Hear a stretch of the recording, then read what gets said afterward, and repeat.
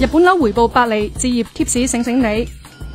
食買玩 yen 持續低水，唔單止係遊日本嘅大好時機，趁而家投資當地物業，回報分分鐘仲高過買基金或者股票。我哋去日本東京實地考察下，發現買日本樓回報率高達6至8厘。呢位地產商話俾記者知，8月中曾經有港人專程去東京一晚，就買咗一層1000萬日元，即係大約78萬港紙嘅單位。佢仲話近月公司每日都收到5至10位港人查詢日本樓。日本龍頭代理就話，目前台灣客對部門嘅貢獻仍然係最大㗎，但係港人嘅生意就要由零開始啦。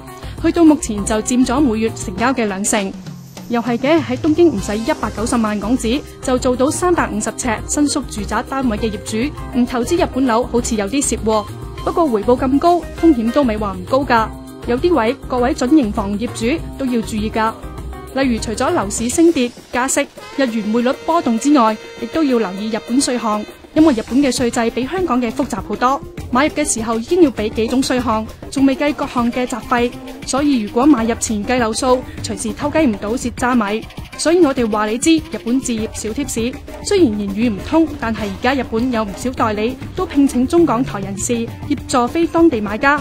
社長話置業地點方面，東京中心地帶保值能力強，而且務必距離任何鐵路站10分鐘步程之內。又話1982年落成嘅樓抗震標準比而家低，所以轉手難啲，建議唔好貪平買，最好以1500萬至2000萬日元小試牛刀，為起即係150萬港紙左右啦。